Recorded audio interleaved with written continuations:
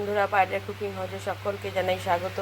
আজকের মেনু দই কাতলা, আজ জামাই ষষ্ঠীর স্পেশাল, তাই দেখে নেওয়া যাক কী কী দেওয়া যাবে। এখানে মাছ নিয়েছি, কাতলা মাছ, আর এই যে নুনের পরিমাণটা অল্প দেব, আর এখানে একটুখানি হলুদ গুঁড়ো দিয়ে দিলাম। এবার এটাকে মাখিয়ে নেব। এই যে মাছটা মাখিয়ে নিয়েছি, এবার কড়াইতে তেল দিয়ে মাছগুলো ভেজে নেব। দেখো, এই যে কাতলা মাছগুলো নিয়েছিলাম, কড়াই তো গরম হয়ে গেছে। কড়াই এবার সর্ষের তেল দিয়ে দেবো। সর্ষের তেলটা গরম হয়ে গেলে মাছগুলো ছেড়ে দেবো। দেখো, কড়াইয়ে তেলটা গরম হয়ে গেছে। এবার এর মধ্যে আমি নুন দিয়ে দেবো। নুন দিলে কি হয়, মাছটা লেগে পড়ে না, তাই জন্য নুন দিয়ে দেবো। তারপর আমি এর মধ্যে মাছগুলো একটা একটা করে দিতে থাকবো। এদিকে আমি আদা, রসুন আর কাঁচা লঙ্কাটা বেটে নেব। এই যে আদা, কাঁচা লঙ্কা, রসুনের পেস্টটা করা হয়ে গেছে। এবার কড়াইয়ের যেহেতু মাছটা ভাজা হচ্ছে, তাহলে এর মধ্যে আমি একটুখানি টক দইটা ফাটিয়ে নেব। এরকম মাছগুলো ভাজা হয়ে গেছে, এবার এগুলো আমি তুলে নেব। এই যে মাছগুলো আমার ভাজা হয়ে গেছে, আরও কতগুলো মাছ আছে সেটা ভেজে নেব।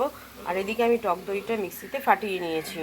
কড়াইতে আরও মাছ ছিল, সেগুলো দিয়ে দিলাম। এবার এগুলো ভেজে তুলে নিলেই আমার মাছ ভাজা হয়ে যাবে। আমি এই যে আদা রসুনের পেস্টটা নিয়েছি, এর মধ্যে আমি একটুখানি কাশ্মীরি লঙ্কার গুঁড়ো দিয়ে নেবো, রঙটা ভালো হওয়ার জন্য। আর এর মধ্যে আমি দেবো একটুখানি নুন, আর এর মধ্যে আমি দেবো একটুখানি হলুদ গুঁড়ো দিয়ে এটা একটা পেস্ট তৈরি করে নেব। এর মধ্যে জিরা গুঁড়োও দেবো। এই যে জিরার গুঁড়ো দিয়ে দিলাম, ব্যাস। এবার এটা একটা পেস্ট তৈরি করে নেব।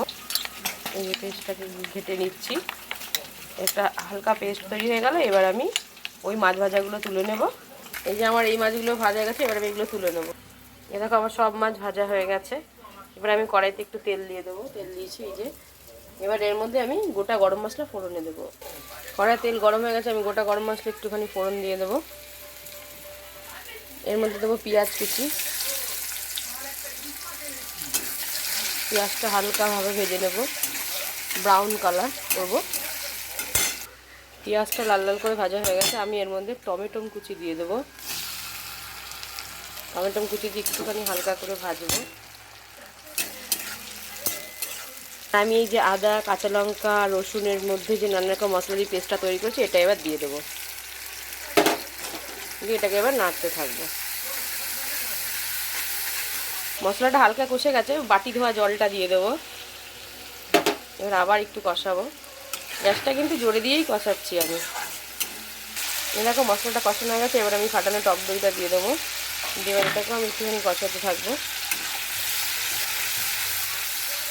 কালারটা খুব সুন্দর এসেছে। দেখো, আবারও তেল ছেড়ে দিয়েছে মশলা থেকে। এবার আমি এর মধ্যে এক বাটি জল দিয়ে দেবো। এবার এই জলটা যখন দিয়ে দিলাম, এবার ফুটে যাবে যখন ঝোলটা, তখন আমি এর মধ্যে মাছগুলো ছেড়ে দেবো। দেখো, ঝোলটা ফুটে গেছে, এবার আমি এর মধ্যে মাছগুলো দিয়ে দেবো। এই যে মাছগুলো আমি একটা একটা করে দিয়ে দিলাম। এবারও আমি গ্যাসটা আবার জোরে করে দেবো। জোরে করে দিয়ে ফুটিয়ে নামিয়ে দিলেই হয়ে যাবে। এ দেখো, রেডি হয়ে গেছে আমার দই কাতলা। মাছটা রান্না কমপ্লিট, এবার ঢেলে দেখিয়ে নিলেই হয়ে যাবে। এ দেখো, রেডি হয়ে গেছে আমার দই কাতলা। তো টাটা বাই বাই, আজকের মতো ভিডিওটা এখানে শেষ করলাম। যারা ইউটিউব থেকে দেখছো তারা আমার চ্যানেলটাকে সাবস্ক্রাইব করবে, আর যারা ফেসবুক থেকে দেখছো তারা আমার চ্যানেলটাকে ফলো করে দিও। টাটা, রাখছি।